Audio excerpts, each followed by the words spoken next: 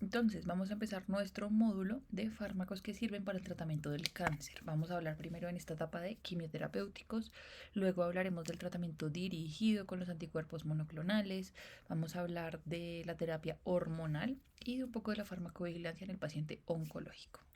Entonces, hablando de esto, vamos a tener esta agenda, vamos a hablar un poco de la historia, algunos datos de mortalidad, cuál es esa clasificación de los quimioterapéuticos, cuáles son algunos conceptos de farmacocinética, mecanismos de acción y algunas condiciones en el paciente que tiene quimioterapia, en el cual va a variar su farmacocinética. Entonces, a manera de historia, el uso de todos los agentes quimioterapéuticos para tratar el cáncer empezó a inicios del siglo XX y aquí fue porque buscábamos reducir esas enfermedades que estaban relacionadas con el cáncer. Los primeros modelos y las primeras décadas lo que se enfocaron fue en estudios de modelos animales. Luego, más o menos hacia la Primera Guerra Mundial, descubrimos este gas mostaza, de donde se derivaron esas mostazas nitrogenadas, debido a que, como era la guerra, llegaban barcos, lanzaban esa gas mostaza y después los soldados empezaban a tener depresión de la médula ósea. Entonces eran soldados donde ya no tenían conteo de células y al indagar pues se pudo administrar derivados de ese gas mostaza a pacientes que tenían linfoma y al administrarlos pues se disminuyó el tamaño de los ganglios linfáticos. Entonces de ahí surgió como un interés por esos agentes quimioterapéuticos. Luego comenzamos a sintetizar más medicamentos. Entonces, por ejemplo, acá está el metotrexate con su función de antitumoral, están las tiopurinas, los antifolatos, antibióticos tumorales y aquí empezamos a ver un poco lo que era el concepto de cura. Es decir, había algunos pacientes en los cuales tenían remisión del cáncer, pero 10 años después, 20 años después, volvían a tener recaídas. Entonces aquí comenzamos a hablar otra vez de quimioterapia adyuvante, que ya vamos a hablar de lo que es, y del uso de anticuerpos monoclonales como agentes quimioterapéuticos. Entonces estos agentes pues se van a unir a moléculas específicas y de esta manera bloquean ese crecimiento del cáncer. Y ahí vamos. Entonces, en cuanto a datos de mortalidad, nosotros vemos que aquí pues la tasa de mortalidad ha ido en disminución. Miren que hemos bajado esa mortalidad por cáncer, nuestros pacientes con cáncer viven más y esto se debe a que lo diagnosticamos de manera temprana y a la vez lo tratamos de manera oportuna. En nuestro medio, el cáncer que lleva una mayor cantidad de muertes es el cáncer de estómago, principalmente porque todavía tenemos un diagnóstico que es tardío. Aunque hemos mejorado nuestras estrategias, el cáncer gástrico lo diagnosticamos en etapas tardías, cuando ya el paciente tiene sangrado, ya tiene invasión a otros tejidos, ya tiene pérdida de mucho peso y es como la última, o nuestra última opción, el diagnosticarlo. También tenemos el cáncer de pulmón, que aunque como ven aquí en la gráfica ha ido disminuyendo, pues todavía se sigue muriendo gente por esto. Tenemos cáncer de colon, que es uno de los que son más agresivos, más letales y que matan a las personas mucho más rápido. Cáncer de próstata y el cáncer de seno. La ventaja de todo este tratamiento de quimioterapia y de manejo del cáncer es que hemos tenido avances significativos que con esto nos ha permitido golpear cualquier tipo de cáncer. Entonces, por ejemplo, van a haber algunos tipos de cáncer que se benefician de tener cirugía y radioterapia, de tal manera que van a eliminar el tumor a nivel local. Esto es muy significativo cuando tenemos un diagnóstico que es temprano, un diagnóstico que es oportuno. También tenemos, por otro lado, la quimioterapia. Esta quimioterapia va a ser mediante agentes que pueden ser por vía endovenosa o por vía oral y que va a actuar de manera local o sistémica. Entonces, ¿cómo vamos a clasificar esa quimioterapia? Según la finalidad de la administración, vamos a tener una quimioterapia que es adyuvante, que quiere decir que se da después de un tratamiento inicial. Es decir, primero vamos a operar al paciente, por ejemplo, una cirugía en un cáncer de seno, operamos, resecamos la masa y luego administramos la quimioterapia. ¿Con qué objetivo? Con disminuir, el objetivo de disminuir la incidencia de que este cáncer se disemine a distancia. También puede servir para el cáncer de colon. Otro tipo de quimioterapia es la quimioterapia neoadyuvante. Neoadyuvante quiere decir antes de cualquier tratamiento o ya sea quirúrgico o radioterapia. Entonces lo que hacemos es que se administra esa quimioterapia y luego el paciente va a cirugía. Esto ayuda a disminuir, por ejemplo, el tamaño del tumor para que sea más fácil para resecar.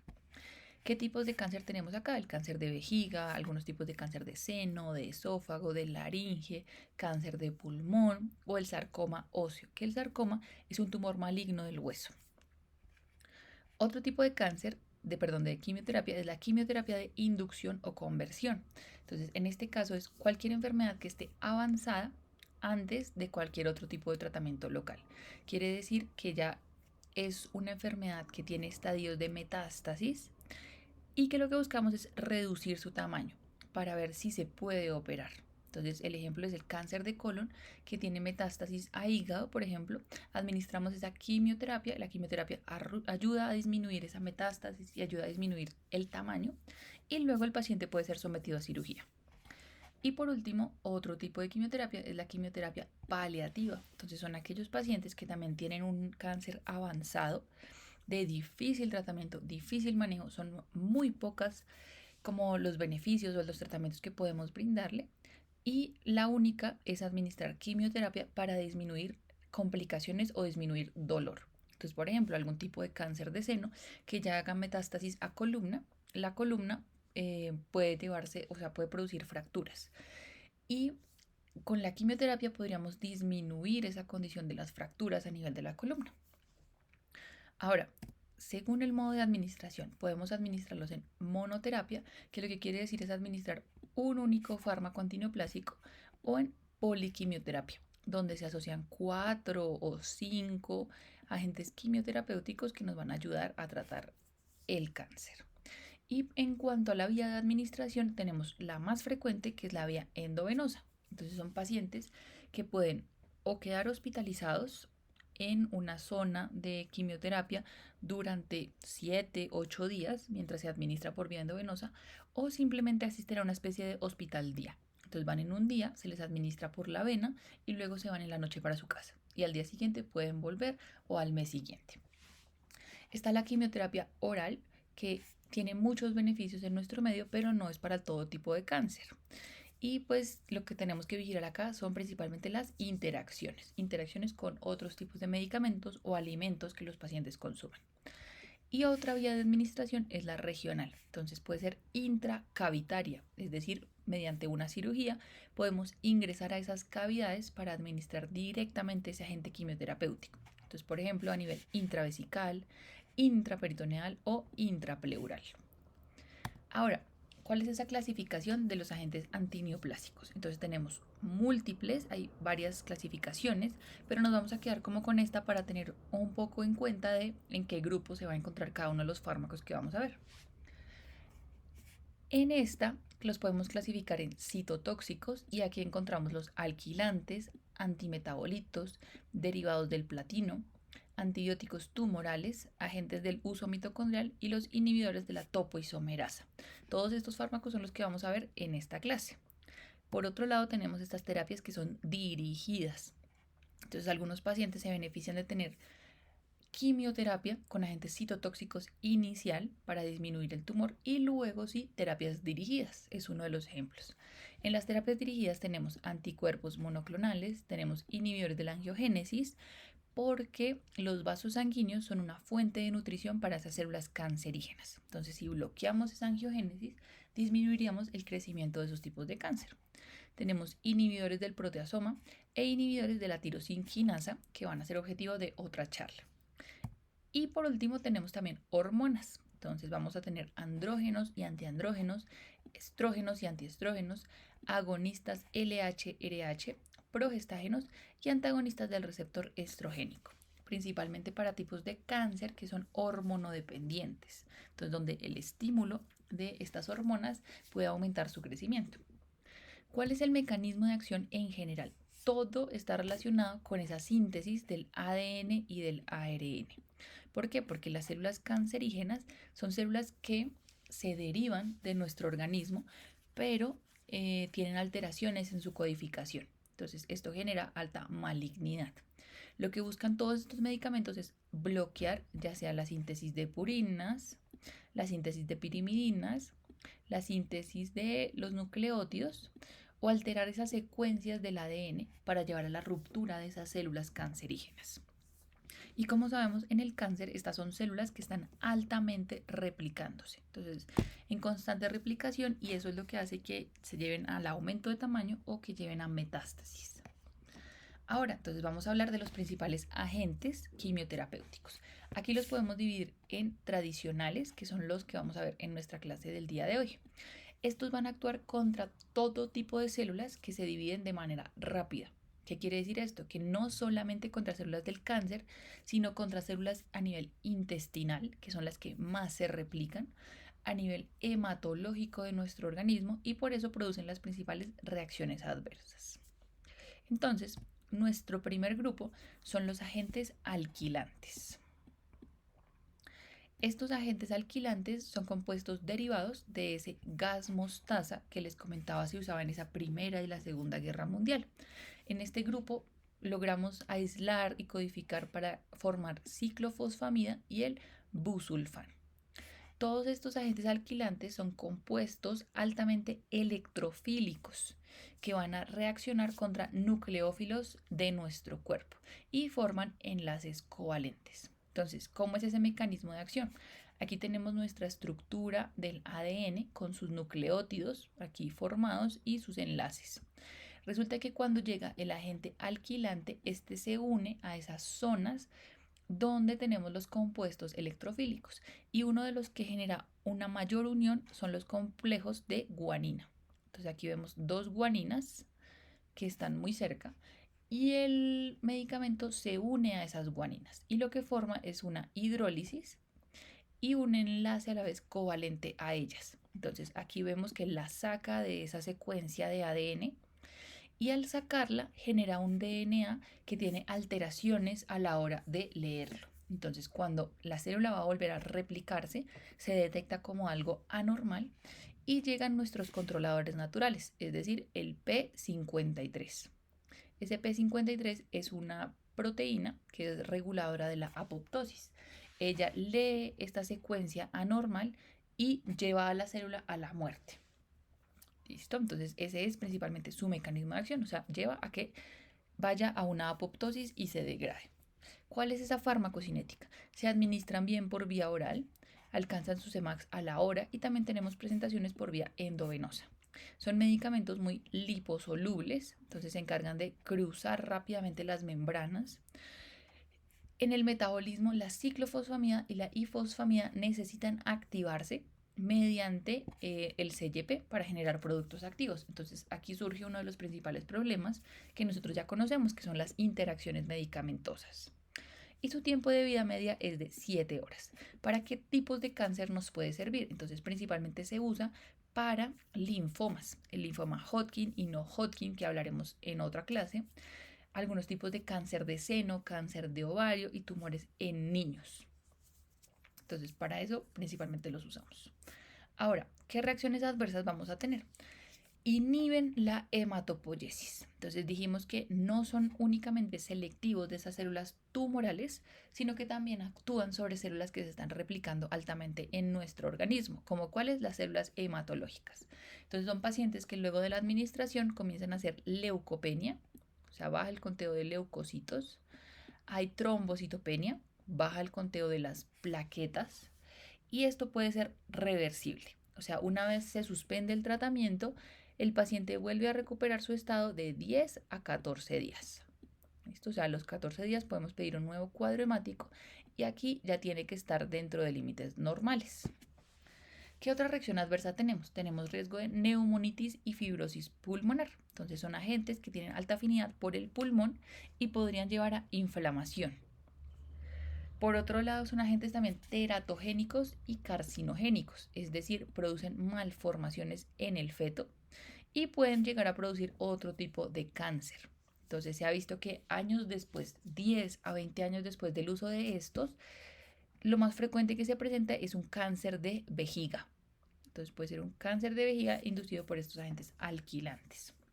A la vez tienen alto riesgo de lesión tubular renal y como no son selectivos de únicamente las células tumorales y también afectan células que se están replicando altamente, pueden producir lesiones del epitelio intestinal y gonadal. Entonces, a nivel intestinal producen mucositis, lo que es inflamación de todas esas mucosas del tracto gastrointestinal. Entonces, son pacientes que pueden tener úlceras o llagas en la boca, pueden tener sangrado a nivel gastrointestinal por esa lesión que se presenta, y a la vez hay pérdida de la espermatogénesis. Ahora, nuestro siguiente grupo son los análogos del platino. En este grupo tenemos cisplatino, carboplatino y oxaliplatino. Todos estos se administran principalmente por vía endovenosa. Su mecanismo de acción es que forman complejos del platino dentro de la célula. Entonces el platino difunde a través de una difusión pasiva a la célula y llega hasta el núcleo, y en el núcleo se une al ADN. Cuando el ADN hace los procesos de replicación, nosotros sabemos que las dos hebras se separan para nuevamente replicar y crear hebras nuevas. En el caso del platino, el platino se une a una de estas dos, de tal manera que cuando ésta se vuelve a enrollar, se detecta como algo anormal. O sea, está generando secuencias que no producen su formación normal y se detectan como algo extraño y lleva a la apoptosis de la célula. ¿Listo? Entonces es principalmente por eso. El platino se une a esa fase de la replicación del ADN. En la administración, como se administran por vía endovenosa, debemos asegurar un aporte hídrico adecuado. Resulta que si no se administra con abundante líquido endovenoso, produce insuficiencia renal. Entonces, por eso siempre tiene que hidratarse al paciente de 1 a 2 litros antes de administrar el cisplatino. Tiene una alta unión a proteínas, no tiene metabolismo enzimático, sino por otras vías como el grupo sulfidrilo. Tiene una eliminación de aproximadamente 24 horas, lo que hace que se administre una vez al día, y una pequeña eliminación renal, que luego de que haya una administración continua de 7 días, aumenta. Entonces, hasta un 50% se elimina por esa vía renal, si se administra de forma continua. ¿Qué reacciones adversas tenemos? Entonces, las más frecuentes son náuseas y vómito agudo. Entonces, el cisplatino produce muchas náuseas y muchos síntomas gastrointestinales. ¿Cómo lo vamos a tratar? Entonces, principalmente voy a premedicar al paciente, es decir, le voy a administrar antes del cisplatino, por ejemplo, antieméticos. Y nos queda como tarea averiguar qué tipo de antiemético es el adecuado para pacientes que tienen con cáncer. ¿Listo? ¿Se acuerdan cuando nosotros hablamos de antieméticos? Hay uno que usamos y que tiene mayor eficacia en pacientes que tienen cáncer. Entonces yo le puedo administrar ese antiemético antes de dar la quimioterapia. Y por otro lado también corticoides. Los corticoides también ayudan a mejorar esa respuesta inflamatoria que se puede generar luego de la administración. Otra reacción adversa es el daño ototóxico. Entonces producen pérdida auditiva de los tonos altos, y esto es una pérdida auditiva que es irreversible. Inicialmente los pacientes no se dan cuenta, pero poco después comienzan a tener hipoacusia. ¿Cómo se puede prevenir? No hay un mecanismo. O sea, la mayoría de los pacientes van a terminar haciendo esa ototoxicidad. Otra de las reacciones adversas es el exantema. Entonces puede ser uno de los fármacos que genera rash, prurito, exantema generalizado. Por otro lado, tiene afinidad por la mielina de los nervios. Entonces puede producir neuropatías sensoriales periféricas. ¿Qué quiere decir eso? Alteraciones en la sensibilidad. Entonces los pacientes dejan de sentir, por ejemplo, el frío, dejan de sentir el calor, son más propensos a accidentes y son de ese tipo, más que todo sensoriales. Puede producir daño tubular renal, que vimos es prevenible cuando lo administramos con líquidos endovenosos. También produce mielosupresión. Entonces no solamente tiene afinidad por esas células tumorales, sino que también por células que se están replicando de manera constante. ¿Cuál es el que más mielosupresión genera? El carboplatino, más que el oxiplatino y más que el cisplatino. Y por último, también tiene afinidad por pulmón y puede producir neumonitis y fibrosis pulmonar. ¿Para qué tipo de cáncer va a servir? Entonces puede servirnos principalmente para tipos de leucemias o linfomas, o tumores que sean principalmente de la sangre. Ahora, en los antimetabolitos tenemos nuestro fármaco que es el metrotexate. El metrotexate nosotros lo hablamos un poco cuando hablamos de esos fármacos que eran conocidos como DMARDs, ¿cierto? Y dijimos que tenía dos mecanismos de acción, uno que es antitumoral y el otro que es antiinflamatorio. En el caso del mecanismo que es antitumoral, recordemos que se encarga de inhibir esta enzima que es la dihidrofolato reductasa. Esa dihidrofolato reductasa es la que nos ayuda a llevar ese paso de tetrahidrofolato a dihidrofolato para que este tetrahidrofolato sea cofactor de la timidilato sintasa. Y esa timidilato pueda entrar en las vías de las timinas y permita sintetizar ADN. Pero el metrotexate se une a esa dihidrofolato reductasa, de tal manera que altera esa síntesis del ADN. Y por otro lado, se une a la ICAR transformilasa. Esa ICAR transformilasa también está relacionada con la formación de las purinas. Entonces, si la bloquea, produce esa disminución en la síntesis del ADN. Aquí, entonces, en su farmacocinética, el metrotexate se puede administrar ya sea o por vía oral o por vía endovenosa. Tiene una lenta distribución, entonces casi no llega a los tejidos, se toma su tiempo y tiene una unión a proteínas del 50%. Su metabolismo es hepático en un 10%, pero vimos que era una de las causas de hepatotoxicidad y tiene eliminación renal. Hay que tener precaución en aquellos pacientes que tienen insuficiencia renal o que usan otros medicamentos que son nefrotóxicos. Ahora, ¿qué reacciones adversas tenemos? Las más frecuentes pueden ser mucositis y diarrea. Afecta a todas las células que se están replicando de manera rápida, como por ejemplo todas las de la cavidad oral. Y esto genera las úlceras o las llagas que pueden tener los pacientes con cáncer. ¿Cómo los vamos a tratar? Entonces resulta que nosotros les indicamos que tomen una fórmula magistral. Esa fórmula magistral contiene hidróxido de aluminio, contiene nistatina y contiene lidocaína. El hidróxido de aluminio como un antiácido ayuda a neutralizar esa producción de las llagas que se forman. La nistatina es más para prevenir la infección por cándida y la lidocaína es un anestésico que es de tipo local. Entonces disminuye esa sensación del dolor. Entonces los pacientes pueden hacer buches o pueden hacer gárgaras con esto para disminuir la presencia de esas úlceras. ¿Qué otra reacción adversa tenemos? Mielosupresión, entonces también disminuye la cantidad de leucocitos y disminuye las plaquetas y produce hepatotoxicidad. Entonces, si recordamos, nosotros hacíamos vigilancia de esa gestión del riesgo solicitando transaminasas antes del tratamiento y luego con el seguimiento, de tal manera que si las transaminasas aumentan más de 5 veces el valor normal, nosotros debemos retirar ese metrotexate. ¿Listo? Porque aumenta ese riesgo de hepatotoxicidad. Ahora, el siguiente grupo son los inhibidores de la topoisomerasa. ¿Quiénes están acá? Acá está el irinotecan, topotecan y el etopósido. Estos casi no se usan en monoterapia. Muchas veces hacen parte como de ese componente integral de la quimioterapia multimodal. ¿Cuál es ese mecanismo de acción? Entonces resulta que esas topoisomerasas son las enzimas encargadas de mantener y modificar esa estructura del ADN. Una vez se separan las dos hebras, las topoisomerasas son las que vuelven y le permiten esa estabilidad para generar una nueva secuencia del ADN. Todos estos medicamentos dañan el ADN al inhibir a la topoisomerasa 2. Entonces bloquean esa topoisomerasa 2, que es una enzima que normalmente se encarga de desenrollar el ADN durante la replicación.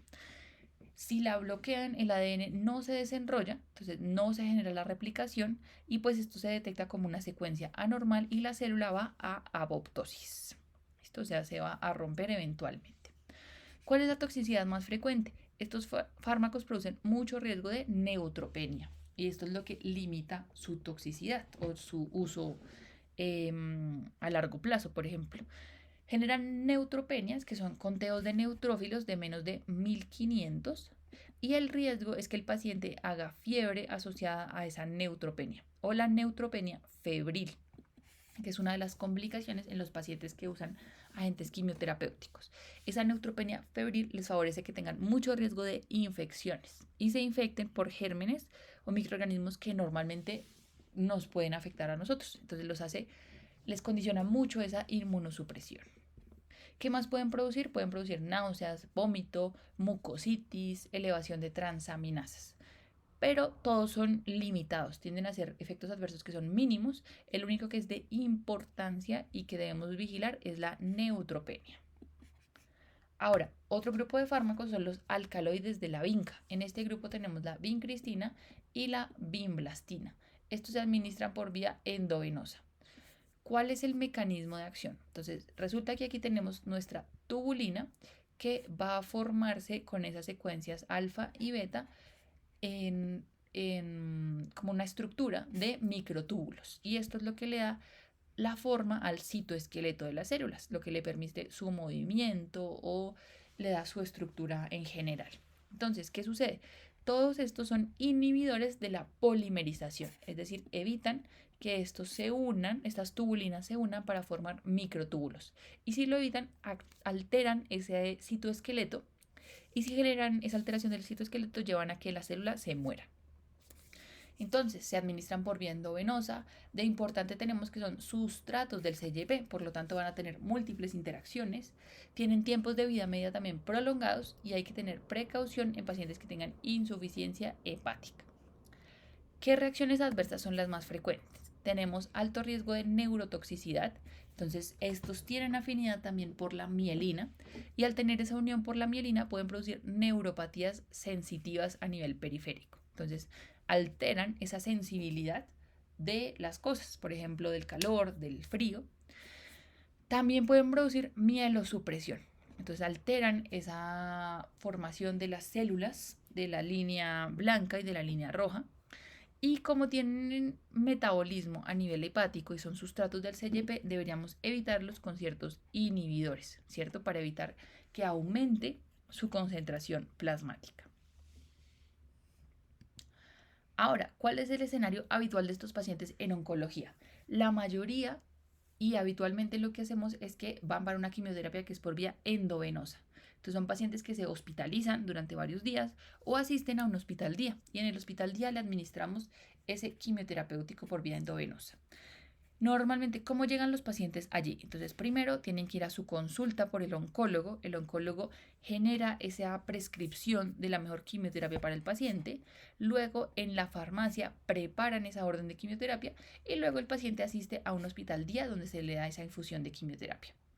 Hay algunos pacientes que se benefician de tener quimioterapia oral. ¿Cuáles son esas ventajas? Principalmente que si lo damos oral, hay flexibilidad en el tiempo y lugar de la administración. Es decir, el paciente es el que indica cuál es ese mejor horario para él. Hay flexibilidad en el tiempo de exposición. Entonces podemos también determinar los esquemas que le vamos a dar al tratamiento al paciente. Y hay reducción del uso de recursos de la atención médica. Entonces, en la quimioterapia por vía endovenosa, nosotros invertimos en el espacio, en los insumos, en los líquidos endovenosos, en la premedicación, en exámenes que tenemos que tomar inmediatamente, entre otros. Entonces, al darlo de manera oral, esto nos disminuye también recursos en el sistema. ¿Qué desventajas tiene? Entonces, a pesar de que pues tenemos varias ventajas, el riesgo es que puede tener muchas interacciones. Son fármacos que se pueden ver alterados fácilmente en su biodisponibilidad. Tienen reacciones adversas que el paciente puede ser que las presente y no nos cuente y esto lleva a problemas en la adherencia. Entonces, ese es el riesgo de dar quimioterapia oral. ¿Cuál sería nuestro requisito? Es que esta quimioterapia oral deba ser tan efectiva o tan eficaz y que los efectos tóxicos no sean tan exagerados comparado con la vía endovenosa y que no interfiera con sus actividades diarias. Todo esto nos lleva a que hay muchas variaciones en el paciente que tiene cáncer de su farmacocinética y también lo tenemos que tener en cuenta. ¿Quién sería el paciente adecuado para seleccionar esa quimioterapia oral? Aquel que no tenga ningún tipo de contraindicación, aquel que comprenda claramente cuál es la información y que sea facultado para detener el tratamiento cuando sea necesario. Es decir, nosotros le decimos cuáles son las reacciones adversas, el paciente las entiende y en el momento de que las empiece a presentar nos dice para poder suspender el tratamiento o cambiar el agente. Y por último, muy importante, estos pacientes siempre tienen que tener apoyo familiar. Una buena red de apoyo puede asegurarnos a que tengamos un tratamiento que sea eficaz. Ahora vamos a pasar a hablar un poco de todas esas alteraciones farmacocinéticas que tiene el paciente con cáncer. Entonces resulta que hay múltiples factores. Estos pacientes son un mundo totalmente nuevo en los cuales tenemos un aumento de esas concentraciones de medicamentos por diferentes cosas. Uno de eso puede ser la edad. Entonces, la edad, a mayor edad, tenemos mayor contenido de líquido en nuestro cuerpo. Esto altera esa absorción, altera la distribución. En el género se ha descrito más que todo que en las mujeres hay un alto riesgo de aumento de las reacciones adversas por esa variabilidad. En el peso, pacientes con obesidad pues van a tener condiciones que son más impredecibles. La presencia de comorbilidades, y esto dado por uso conjunto con otros medicamentos, aumentan el riesgo de esa toxicidad. El CYP, sabemos que no todos tenemos el mismo CYP, deberíamos tener un estudio farmacogenético para determinar cómo es, cómo se comporta. También hay mecanismos de salida y de recaptación de medicamentos. En cuanto a la absorción, aquí es muy importante la presencia de las náuseas o el vómito. El vómito puede disminuir esa biodisponibilidad. La presencia de la secreción del ácido gástrico y el uso de inhibidores de la bomba de protones. Son pacientes que a veces no toleran la vía oral y lo que hacen es disolver las tabletas. Entonces, al disolver las tabletas o al triturarlas o machacarlas, se altera esa biodisponibilidad. Entonces, tenemos que tenerlo también en cuenta. En cuanto a la distribución, pueden aumentar esos espacios donde tienen líquido. Por ejemplo, puede haber derrame pleural, ascitis. La albúmina, sabemos que es un marcador de unión a los fármacos. Entonces, si hay menos albúmina, tendremos más fármaco libre en sangre. La cantidad de la grasa y la barrera hematoencefálica. Entonces, por ejemplo, ciertos tipos de cáncer a nivel cerebral, pues son más difíciles de tratar, ¿cierto? Porque es más difícil llegar a la zona. En cuanto al metabolismo, la presencia de insuficiencia hepática o la inflamación hepática altera esa farmacocinética. Y en cuanto a la eliminación, principalmente aspectos como la eliminación renal o alteraciones en el flujo biliar. Entonces vamos a hablar de algunas de esas características. Primero, estos pacientes, en cuanto a la absorción, no solo toman nuestros medicamentos antineoplásicos, ellos también van a tener otros fármacos, tienen alimentos, hay alimentos que alteran esa biodisponibilidad, tienen también uso de medicamentos alternativos. Entonces, siempre tenemos que indagar por todo esto porque esto nos va a modificar esa rueda y nos va a llevar a un mayor riesgo de interacciones.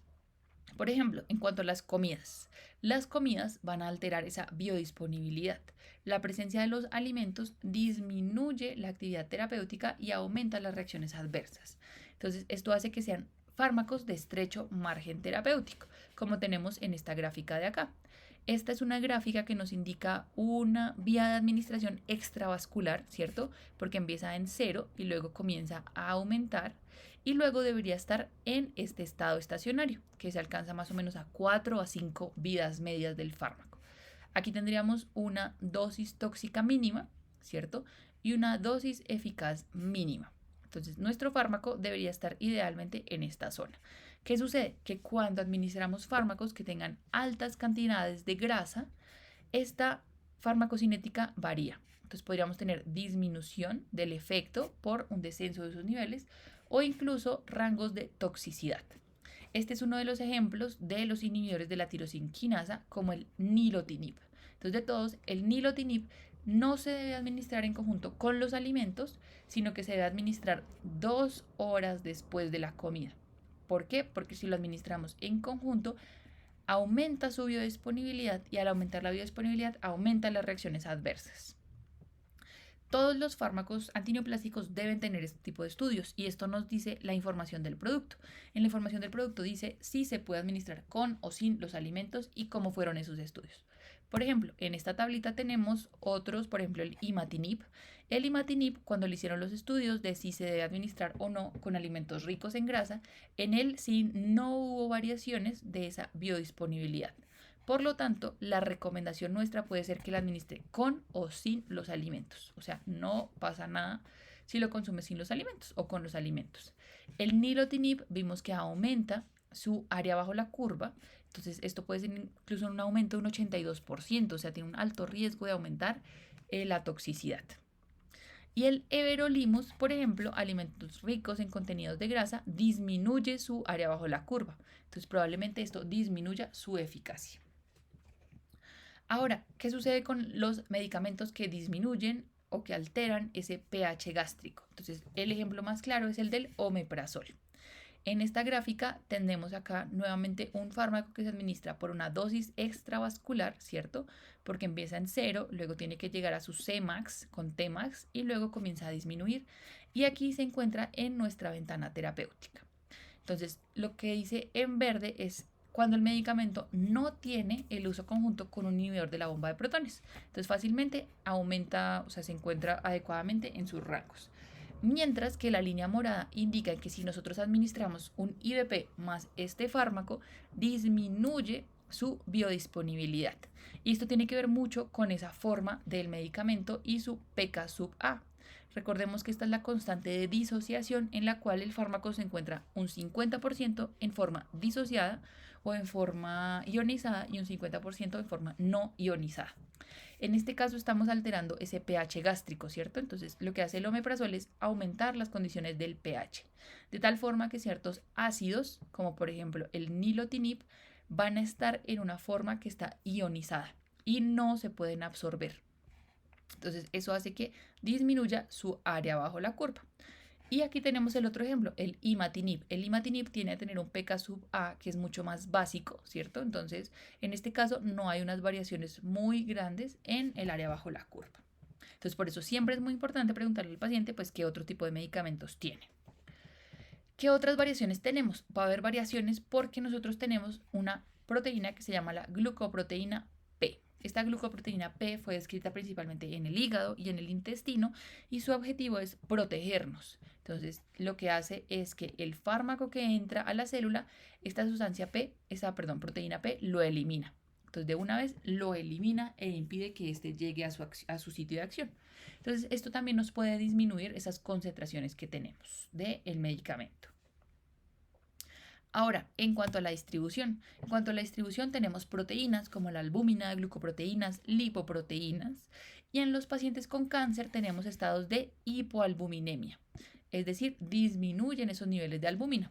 Si disminuyen los niveles de albúmina, tendremos más fármaco libre, y si hay más fármaco libre, hay más biotransformación y más eliminación por vía renal. Entonces, eso nos va a disminuir esas concentraciones del fármaco. En algunos casos o en otros casos nos potencia esas reacciones adversas. Entonces aquí vemos dos estudios claves que nos dicen que la hipoalbuminemia se asoció no solamente con una disminución del conteo de neutrófilos, sino también con neutropenia febril. Entonces, por eso los pacientes con cáncer siempre deberíamos monitorizarles esta albúmina. Y en este otro estudio de pacientes pediátricos, que aquellos que tenían hipoalbuminemia severa, donde había un descenso de más del 10% de ese nivel de albúmina, tenían peores resultados. Entonces tenían menos sobrevida, y tenían mayor riesgo de las toxicidades. Entonces puede ser que esa hipoalbuminemia tenga repercusiones en la eficacia de nuestro tratamiento. Ahora, en cuanto al metabolismo que tenemos, pues nosotros sabemos que existe el CYP3A4 y que aquí hay fármacos, principalmente antineoplásicos, que necesitan activación. Entonces vamos a tener inhibidores, inductores y sustratos que me pueden modificar esos niveles. ¿Como cuáles? Por ejemplo, habíamos visto ayer uno de los tipos de inhibidores de la tirosina quinasa. Vamos a hablar de algunos tipos hormonales, pero por ejemplo en el caso de los anticuerpos monoclonales, ellos no tienen ningún tipo de metabolismo por el CYP. Entonces, si mi paciente tiene algún tipo de medicamento que tenga inhibidor o inductor de este CYP, pues se beneficiaría de pensar en tener un tratamiento que sea dirigido. Y por otro lado, entonces, nuestros pacientes tienen otros medicamentos que son de tipo naturistas. Entonces, como ya tienen cáncer, pueden recibir recomendaciones de cualquier persona, de que el ginkgo biloba les funciona, de que el té verde les funciona, de que la hierba de San York también les funciona. Entonces, ellos también lo pueden consumir. Y estos son sustancias que me van a alterar ese metabolismo por parte del CYP. Entonces, si mi paciente no está mejorando con esa quimioterapia oral, yo debería indagar un poco más a ver si hay de pronto algún tipo de este tipo de sustancias que me predispone a esas variaciones en el metabolismo. ¿Cómo vamos a verificar nosotros si corresponde o no a alguien que se metabolice por el CYP? Entonces siempre vamos a verificar ese tipo de interacciones. Y por ejemplo tenemos acá en nuestra tabla, por ejemplo el everolimus es un sustrato del CYP, es un inhibidor débil, entonces tendríamos que tener pues precaución. El imatinib también es sustrato del CYP y es un inhibidor moderado. Y también tenemos acá cómo se comportan frente a la glucoproteína P. Ahora, en cuanto a la parte de la eliminación, esta depende tanto del fármaco como del paciente, ¿cierto? Entonces, del fármaco, pues si se elimina por vía renal, vamos a tener mayor riesgo de alteraciones y del paciente depende de su función renal. Entonces, ¿cuáles van a ser esos principios generales de la prescripción de los fármacos si mi paciente ya tiene insuficiencia renal crónica? Entonces, lo primero es que debe tener una indicación clara y precisa.